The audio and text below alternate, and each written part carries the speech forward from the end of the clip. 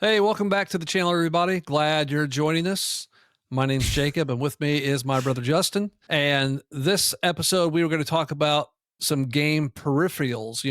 I can't say that word very well. Peripheral. Peripherals. Peripherals. Accessories. Yeah, there you go. Maybe that's a better word. Accessory. Can I say that? We talked about game controllers in the last episode, and today we're going to talk about the other accessories, other weird type of controllers and add-ons and things that didn't quite fit into the just normal controller that came with the system. I think a lot of this conversation is going to take place with our childhood and the older systems, because I don't think they really come out with such wacky things anymore. So I think when most people probably think of it like an accessory, an extra thing, I'm sure most people, the first thing they're going to say is a gun. I was just going to say I think that's the first thing anyone's going to think about, and I think that's probably the most popular and well recognized accessory, peripheral, whatever you want to call it, in history is the NES Zapper, right? Yeah, absolutely. I mean, anyone who gamed or games or whatever remembers the NES Zapper. Well, I say was like that, a thing. But we're old, so again, right. Some kid today might be like, "What is that?" But it was a thing to have a gun, and it wasn't just the NES. The Intellivision had a gun. I think the Magnavox Odyssey had a gun. I think it was like a shotgun, which is really crazy when you think about the NES light gun was gray at first. They changed it to orange, so it would look less like a real gun. But there was a gun for like the Odyssey or the Intellivision. I can't remember which. It was like a shotgun. I think they also had one that looked like a revolver. Well, jumping ahead to my Sega CD, we'll talk about that, in a bit, I guess. But, I had Lethal Enforcers, and it had that big giant blue revolver, right? It's called the Justifier. Yep. God, that thing was sweet. Man, I said it before. I miss light gun games in general, man. That's one genre I wish was still here. No, I don't think it's jumping ahead at all, because, we might as well talk about the guns, the different type of gun games. We mentioned before the Super Scope. We were talking about the Super Nintendo a little bit. It was like a bazooka. It's like they just kept upping the ante. It was a bigger gun, and now we've got a bazooka. And I think the Sega Genesis one was called the Menacer, and it was like a double bazooka type thing. I don't even remember that almost one. like a periscope. Wish we could have kept going and just had like the Nintendo 64 tank and just be like in a turret. Actually, that would have been awesome, actually. But right. So, I mean, and you had those, in arcades, light guns continued to persist, through the years. House of the Dead and Time Crisis. Yeah. The key difference, though, is when you played at home, you didn't have to pump $90 worth of quarters in to get to the end of the game. Right. You might not make it to the end. Well, some of those games were hard. They really were hard. Like, I don't know if I ever beat Lethal Enforcers. It was difficult to like get through or whatever. But at least again, it didn't cost me any money. Well, right. I mean, I bought it, but I just mean to play it. You weren't pumping quarters. I feel like you did beat it, though.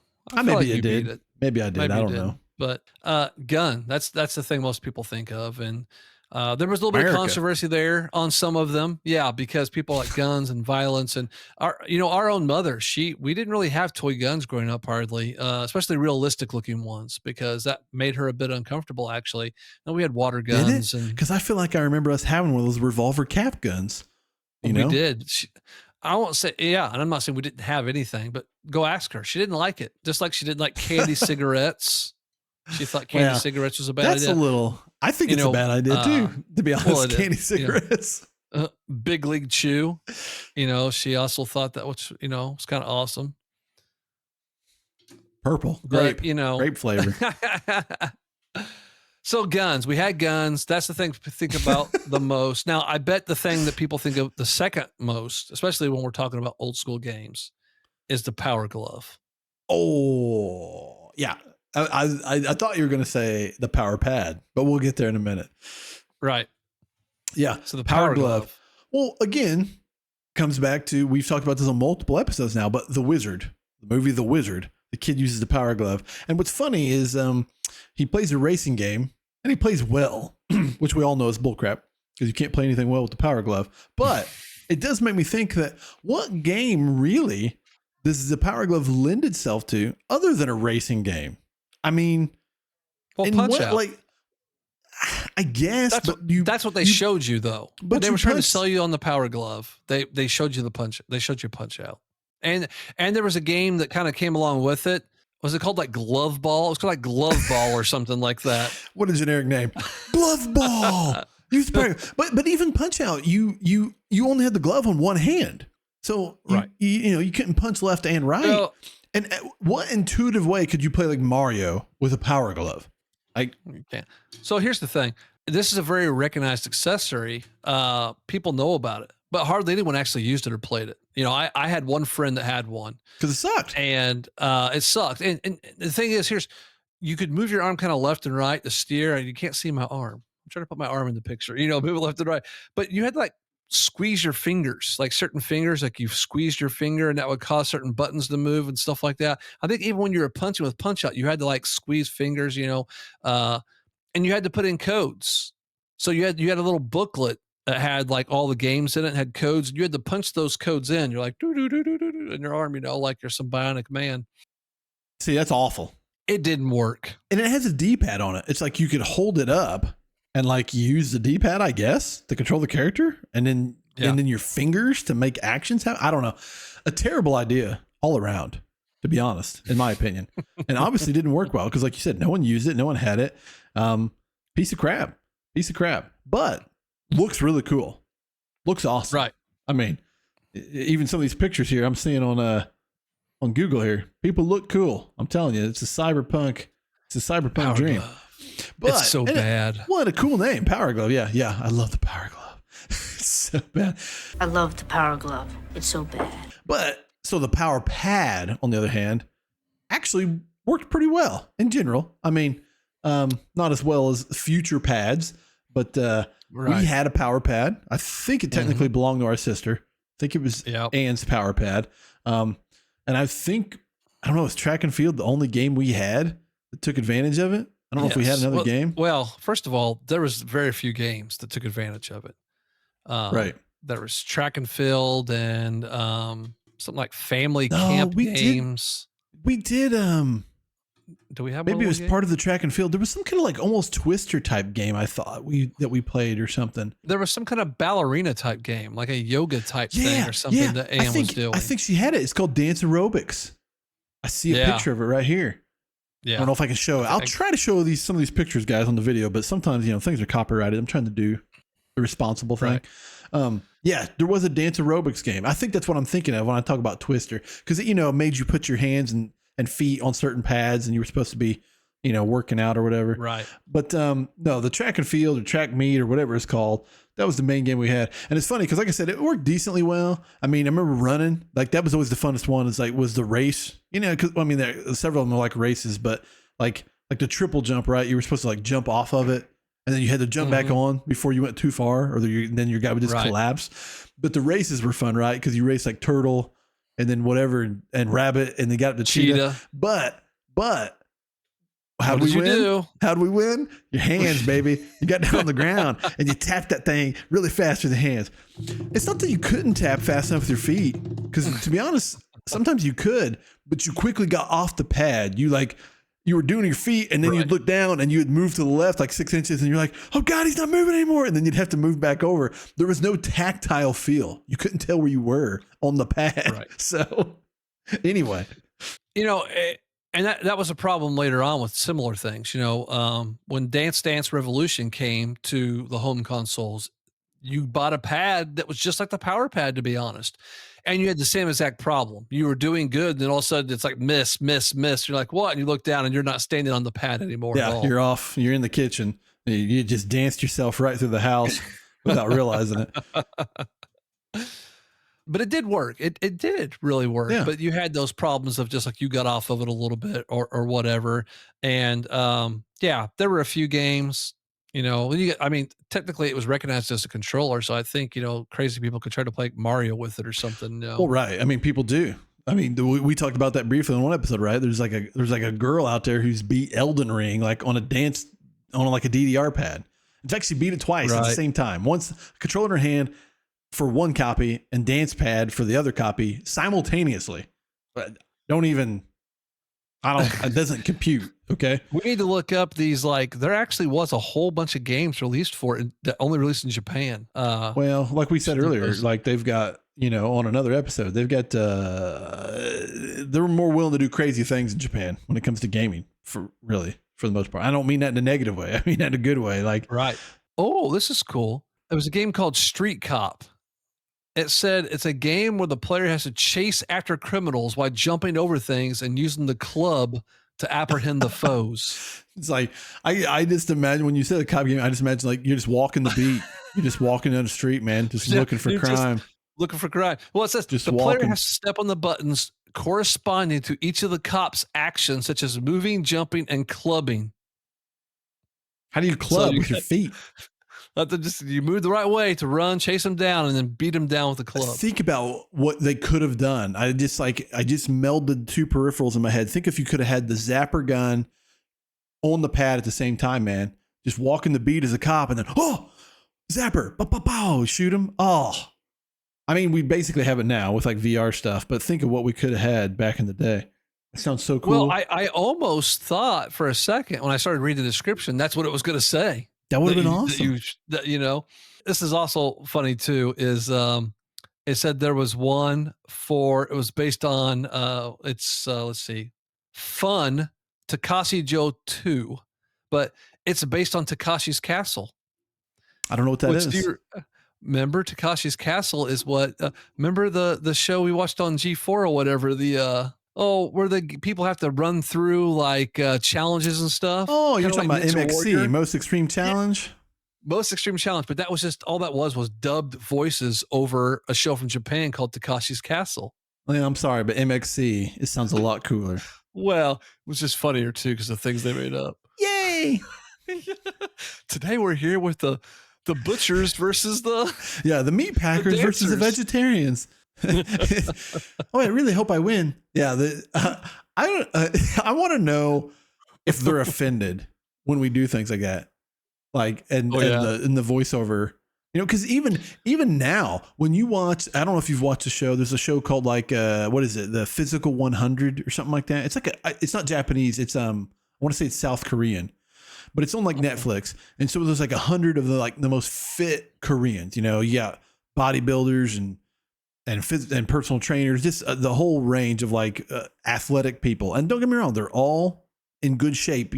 Some of them bulkier than others, things like that. But the point is, they if you watch it dubbed, the voiceover, it's kind of like that. It sounds like the same like three American men and women are doing the voice for everyone, and it's so generic. And I don't know if that's really 100 people.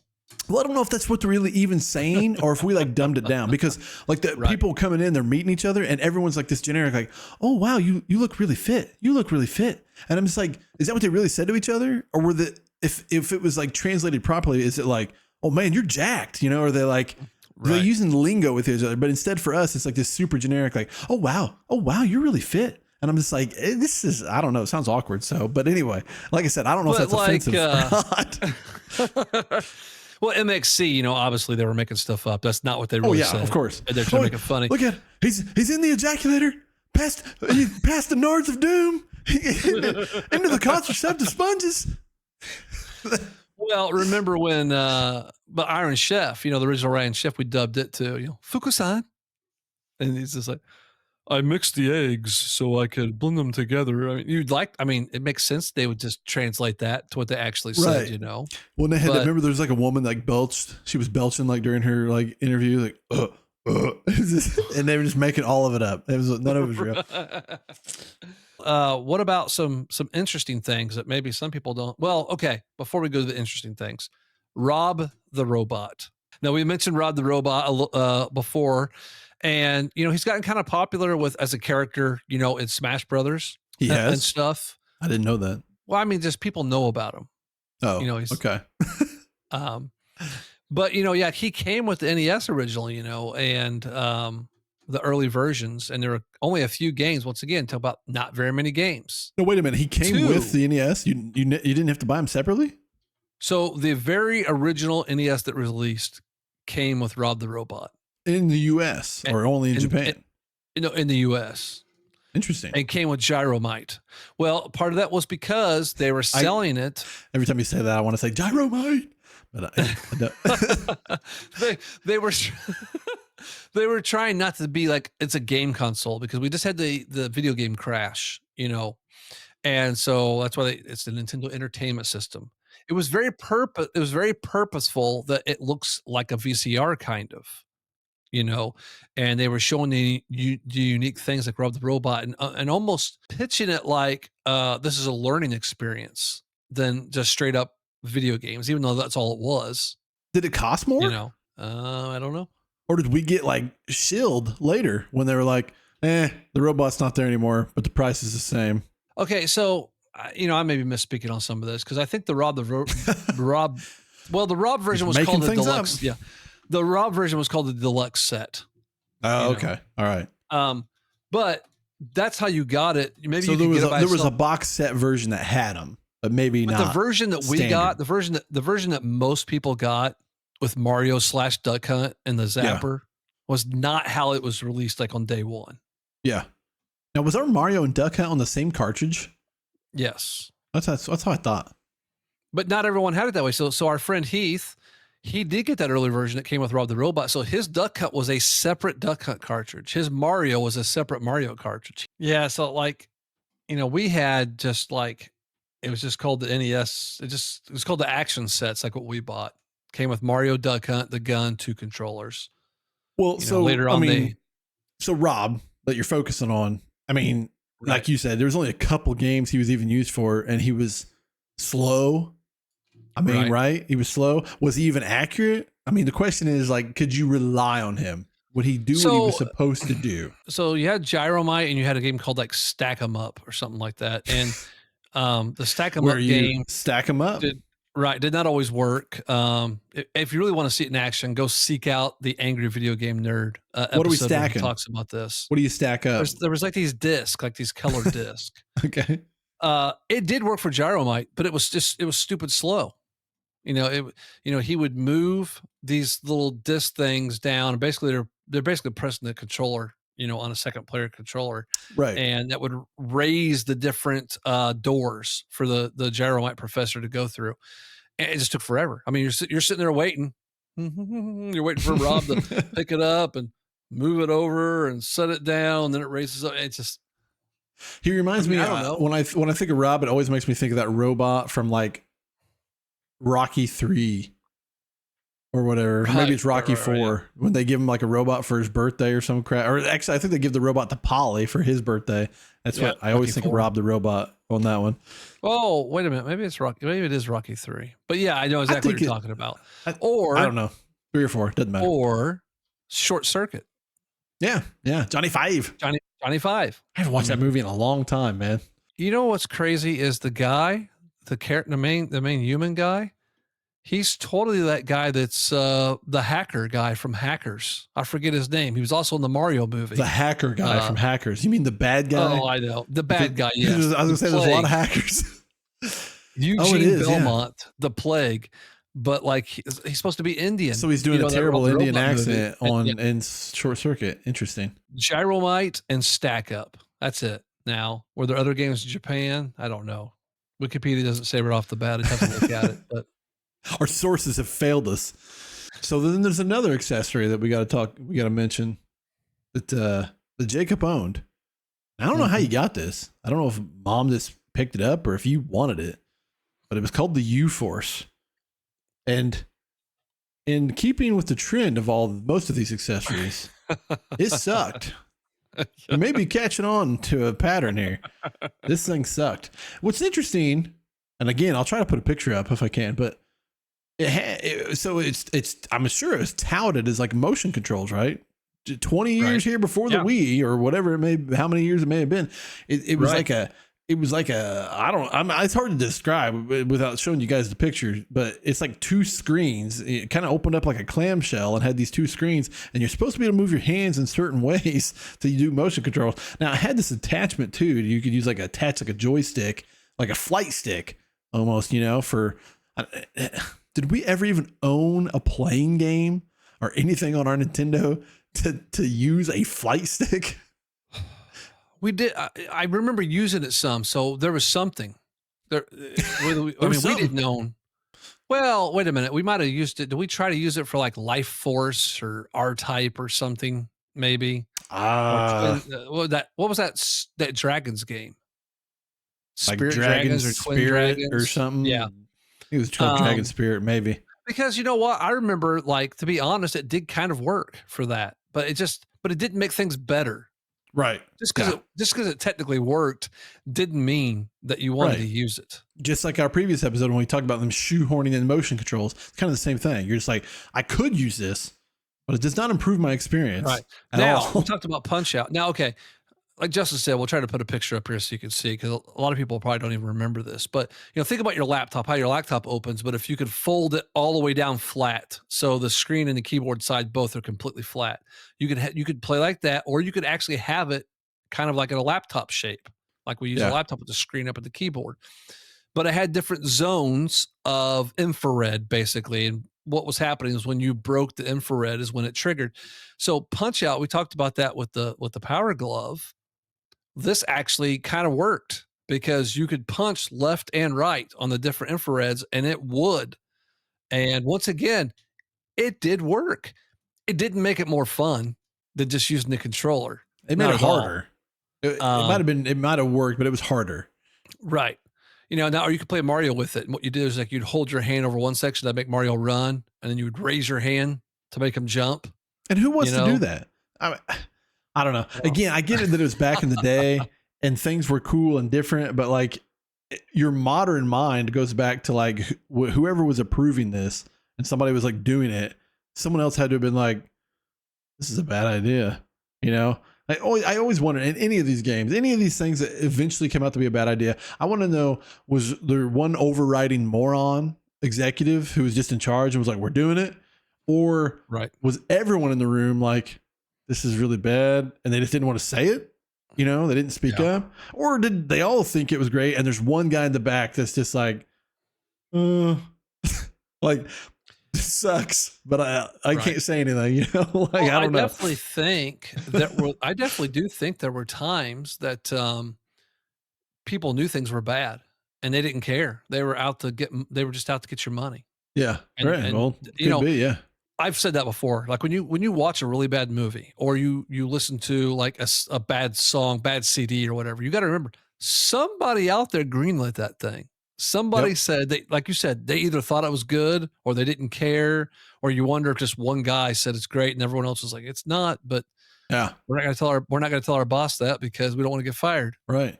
Well, that's what I always like. I mean, right now we are creating content, good or bad. Maybe it's bad. Who knows? But that's what I tell people all the time when I'm like, who cares if you make bad content? Some guy out there just made a $200 million movie and he made millions of dollars and the actors made millions of dollars. And then the movie lost hundreds of millions. And guess what? That director gets hired to do it again next year. Right. Yeah. So who cares? You make bad content on the internet that nobody's paying for. Who cares? We'll do it again next week. But you do wonder those things. And in games, especially, you play a game. It's like, this is so bad. The play control's bad. This is bad. So many bugs, so many glitches. It's like, how? Now, there's the crazy stories, like the very interesting story of the guy that, E.T., they told him pretty much, we have to have E.T. by Christmas. And the dude programmed it by himself in like 6 weeks or something, So yeah, the U-Force, it was no good. Gets our rating of thumbs down poop noise. Yeah. These all were like the NES days. There were some things on the Genesis, some other things.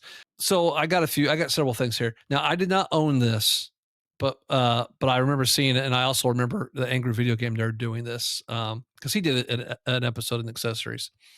And it's called the Konami Laser Scope. So it's like a headset you wear, like headphones. I kind of remember it that. had a microphone, and you could say like fire, fire, fire. It just did it have like an eye thing? Yes. So you looked like a badass like tech pilot, like a cyborg or something. Yeah, but it didn't do anything. But I don't think it did anything. Obviously, I know, but we missed so many opportunities. Imagine wearing that head thing, walking on a power pad with a power glove on and a zapper on your side, dude. Oh my God. I could have combined them.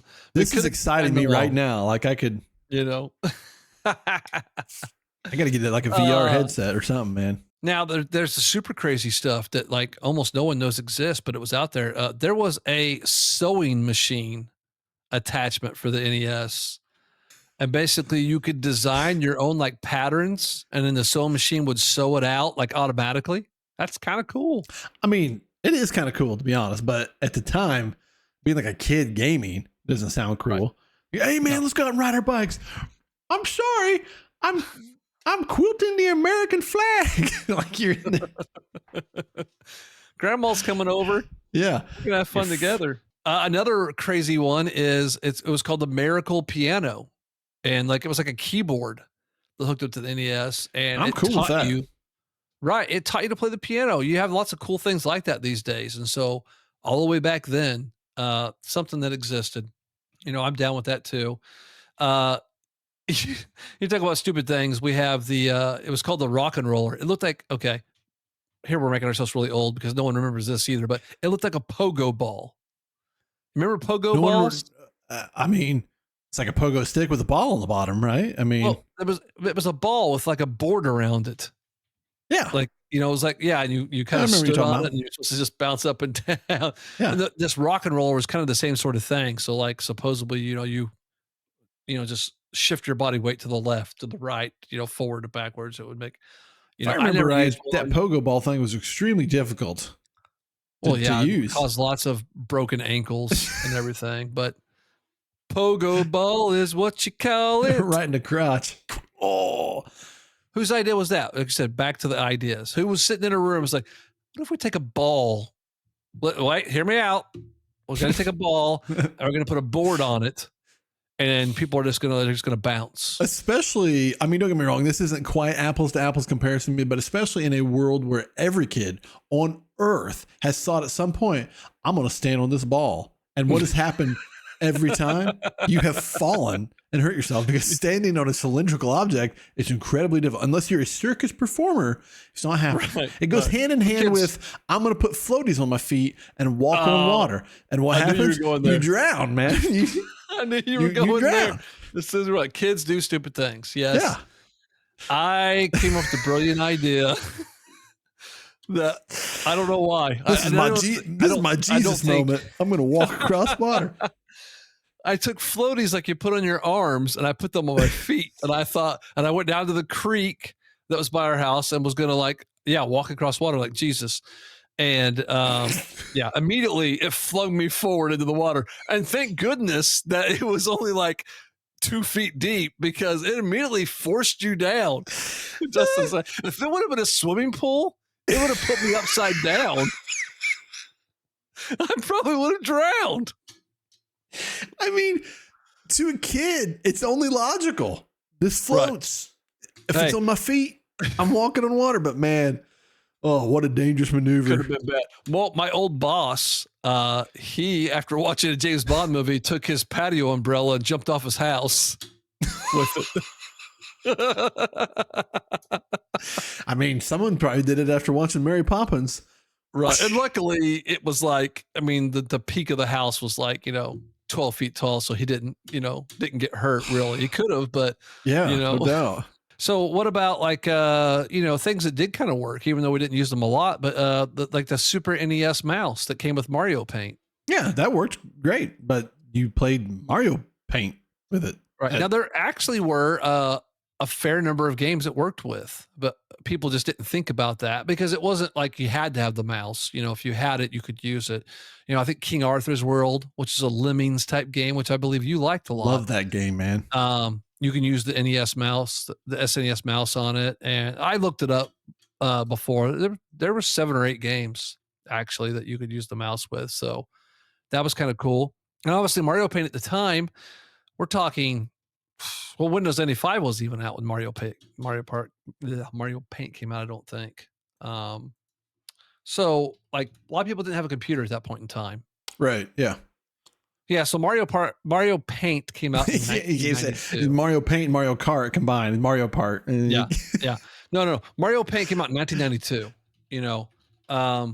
Even Windows 3.1 came out in 1992 as well, actually. So honestly, none of us. That doesn't work in my head. That's not Like that's not my life experience in my head that Mario Paint using the mouse was like earlier than me using computer mice for the most part. Like, I don't know. That seems weird. That's what happens when you're and old, kids. I don't remember if we got Mario Paint right away and they released it, but yeah, it says April 6th, 1992 was Windows 3.1 because there was Windows 3.0, and Right. I don't remember for sure which version we had, right at No. school when we were younger. 3.1 added the networking components, which we had, we had Pegasus Mail and some other things. But it's just crazy, like you said, that they came out very close, similar time. But the point of it is most people had not got a chance to do something like that. So it was really cool, you know, to play with it, and then all the different options it had for even for music creation and stuff like that. And And the it came mouse with a worked nice little very gray well with mouse it. pad. Yeah, remember it was hard. Yeah. It was like a hard, of Yeah. course, the Hard mouse then plastic. Yeah. still remember had the mouse Yep. ball Mouse that we had to ball. take out and clean. Yep. And Filled it with had that gunk and game, dust. the fly game, Yep. fly You swatter game. controlled the fly Uh, swatter. Yeah. Another thing that pops into mind is, and I didn't have it, so who knows if it worked, but it was a it was a vest, and it might have only been for the Genesis, I can't remember or not, but it was Yeah. like a vest that you put on, and you're supposed to be able to feel the Right. game, you know? As the demons eat your body Yeah. and doom. Oh. Makes me think of the, Ready Player One, which I love that movie, and book. They're very different, but I love both of them for Yeah. different reasons, but there's the commercial with the kid, and he's like, "Every punch, every kick, you feel it all." Yeah. You know? That made me think there was also, and I think this was also for the Genesis, there was like a octagon thing that you Yes. stood in. I don't remember what it's called. You remember what it's called? You know what? Because I thought about it earlier, and I did remember what it was called, and now I don't.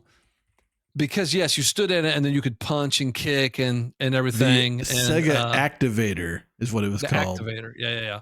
Yeah. Never used it. No. And I can't I think I imagine saw it again.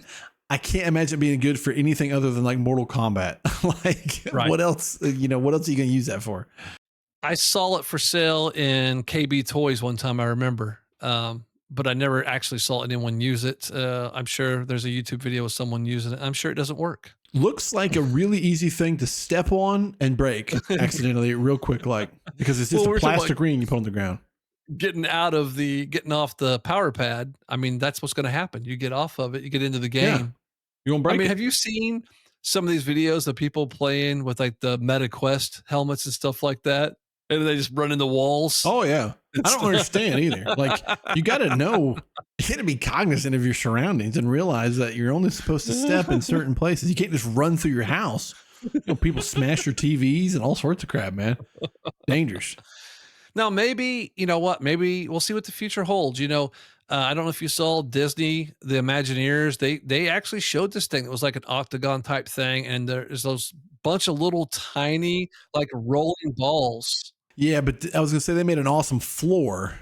Right, but it's crazy. Like it moved with you and shifted with you, and I mean that's what you need. You need that for like real 3D. For Ready Player One to be like real. You got to Yeah. have that underneath your feet and everything. Right. I mean, I think it'd be awesome. I think it would be cool. But then again, a lot of people don't want to. I remember the same thing with the Wii. Some people saying they're like, I don't want to move. Right. I want to lay my fat butt down on the couch. Some people just want to sit on the couch and play a game, man. And there's times I don't blame them. But the times that you can get some activity playing a game, it can be really fun too. So let's jump ahead real quick. I mean, because I don't know how many other accessories we have to talk about really. Well, And I don't know that there is and a lot. I was gonna say there's a lot of obscure ones. Like any other episode, like we always say, we can't cover everything. So let's just jump to one of our favorite things ever, and that was Dance Dance Revolution, right? And like you mentioned the pads already earlier. And we won't go through the whole story, but Jacob had a friend who had made his own custom pads, and he helped us make some as well. And they were big and heavy, but they did the job. They were at the time they were as close as like getting to the arcade pads that you were going to get. And we had them at Jacob's house at the time where he lived with a couple of friends of his, and we had them there. But anyway, it was fun. It was fun playing those DDR pads or playing on those pads. And by God, if I was getting that much activity right now, I'd probably be in a lot more better shape than I am at the moment. That's for sure. It was fun and it worked, and like we said, I don't know if I heard about this game or not from someone else or whatever, but I don't know if you remember. I think you were with us the first time. We went to back when we still actually had some arcades. We went to an arcade in Indianapolis, and it was called Sega City, and they had DDR there, and we watched some people playing it. We were just kind of mesmerized by it. Of course, we put some quarters in, and we were terrible about it. And then I figured out that there was a home version of it. So yeah, we bought it. We bought the pad, and it was like the power pad. And so it did work. It's not that it didn't work, but like it was just so easy to get off the pressure points. Right. And the pad was like would move. Yeah, it was a slick, I don't want to say paper, but slick plastic. And yes, it would move around, slide on you. Yeah. Like a slip and slide. Right. Type plastic, and it would move around. And we tried to like tape them. Like, remember we tried to tape one of them to like a piece of plywood or something, And no, I don't remember that. Trying sounds about right to make it better. It's just fun. Like you said, you don't even realize you're exercising. You're just having a good time. And sweating. And that works really well. There were some days we were sweaty playing that game, dude. Soaking. And so and looked awesome. We looked awesome, by the way. Yeah, someone said like people would be like, "Oh, dancing, that's not dancing." It's like, okay, we're not going to do that. We're not going to go to the club, and do this. I'm not going to go to the club at all.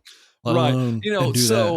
One thing I thought of, one more thing. I can't believe we forgot about it. And so before we wrap this up, we have to mention probably one of the most successful accessories, peripherals of all time. And that's Guitar Hero and Rock Band. Right. No, that was the other one I was going to mention after the thing. So I hadn't forgotten about it, but yeah, absolutely.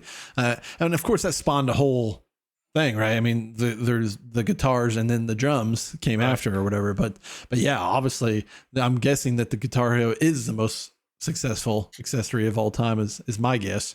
And not the first thing. We didn't get them in America, but Konami had released a whole line of what they call Beatmania line, and they had like a DJ game, and they had a guitar game too. It's called Guitar Freaks, and they had a game called Drum Mania, and so they already kind of had this stuff, but it didn't really come to America. But then we got copies of those things with Guitar Hero, DJ Hero, and then later on Guitar Hero and Rock Band introduced the drums and even keyboard. It's funny is I actually bought, we had the drums and we had the guitar and we had the microphone you could sing. And I even bought, you could get a MIDI adapter. It was Xbox to MIDI. So you could use a real keyboard. Right. And I bought that and we used it like once, like one time, some people came over here and we used it and Laura played on the keyboard. And after that, we never did again. Never again. But the guitar itself, that was a phenomenon for a couple of years there, 3-4 years. It was the thing. Everyone was doing it. Everyone's playing it. It was, South Park made an episode on it. Big Bang Theory. Just everybody was talking about it. It was awesome. It made you feel awesome. And it's sad because as we've talked about before, and our great friend Jared, that was the first time I ever heard him sing, and it turns out he's a good singer. And he was singing with us on Rock Band. But the hours that all of us poured into that game, I'm sure if we could have just sat down and tried a real instrument instead, we'd probably be a lot better at those real instruments. But the real instrument isn't nearly as easy to make yourself feel awesome, Real guitars are for old people, Mr. Marsh. Yeah, yeah. Well, I was going to say, I can't think of any more. Well, no, I just thought of one more thing. This is probably the last. I mean, there's obviously probably lots of things, but yeah, the Wii balance board. Oh yeah, yeah. For Wii Fit. Well, where we all got to experience some random voice telling us that's too heavy. You're too big. Well, and it's funny because like you said earlier. I mean, Rock Band was one thing, but really when we got to like the Wii and past that. Any accessories really, I mean, there hasn't been very many, and even ones that are, they're more like add-ons to the existing controller. Because even the Wii had several different things, but you just used the Wiimote and slid Link's into Crossbow training, the Mario Kart wheel. Right, you just put the Wiimote like in a shell. It's not like the same thing. Like you mentioned earlier, the Super Scope. was this big badass bazooka on your shoulder, and it was a completely separate thing. It wasn't just putting the controller inside of a shell or whatever. So the true peripheral or accessory like we're talking about, I feel like has just fallen to the wayside. They don't happen anymore. Yeah. No, I think so too. I mean, like we said in our controller episode, I mean, yeah, there's third-party controllers and more advanced controllers and stuff that some people have made. And there's some unique controllers that have been made for disabled people. I've seen, I remember, Sony had like this one-handed controller that you could hold for people that didn't have two hands and stuff. And I think Nintendo just announced that they joined some kind of like alliance or something like that. And so hopefully we'll see something from them in the future too for people that have, special needs and stuff. Well, Microsoft has a few. I think Microsoft's been especially lauded for that. They've made several accessible controllers. Don't worry. In the future, we'll all just have a Neuralink implant and just be playing with our minds. The holodeck. That's the ultimate thing. That's what we're waiting for. Ready Player One, the holodeck, whatever. I'm good. But then again, once again, if you could almost like live Street Fighter, live Mortal Kombat, live Mario, is that more fun than just sitting with a controller? I don't know that it is. It's actually kind of scary. Not for those type. Not for those I don't want to live those games. Yeah. The safety protocols could get disabled. Isn't that what always happens in like every episode? Something goes wrong with the safety protocols. Even if it is safe, some of us is scary. Like, even if I know it's fake, if I'm in Doom, I don't know if I can handle that. Like, or a real scary game I'm playing. Right. But living stories, in Ready Player One, there's a part where in the book, basically he has to live through a movie and ends up having to do all the things that the character does. And so that sounds fun to me. And I think that would be a game type that would get popular. You have to know the movie and know the dialogue and different stuff like that. But no, I think we covered the gamut. I think we got most of them, It's the good popular enough. ones, the weird ones. And so most of them, as we went through them, were a waste of time. Were absolute garbage. But some things like the Guitar Hero controller, DDR and stuff, they kind of changed gaming for a very short period of time and were very popular. Everyone had them and they worked very well. And they were fun. Right. Old ones, not as fun. They were fun at the time. Well, that's the thing. Does it make the game more fun? That's what we said. Is the Power Glove making the game more fun? Is the rolling rocker making the game? Is the pogo ball making the game more fun? I mean, no, not necessarily. But the dancing game, actually doing the dancing and the Guitar Hero. But yeah, like you said, it made you feel like you're playing the guitar. Most of us can't. No. But when you fire up, playing the real guitar is hard. Son, everybody, carry on my wayward son. You're just like, yeah. So thanks for joining us once again, guys. I hope you liked it. I hope you enjoyed it. If so, please click that like button. If you're still watching, you liked it. Hit the button. That's right. If you made it this far and you weren't annoyed by us, you liked it, subscribe. Tell us in the comments, what are some of the accessories that you remember? Did you like them? Did you have the Power Glove? Have you ever heard of the U-Force? Were you a Guitar Hero god? Let us know in the comments below. We appreciate you guys so much for listening, and we will see you in the next one. Thanks for watching. We'll see you.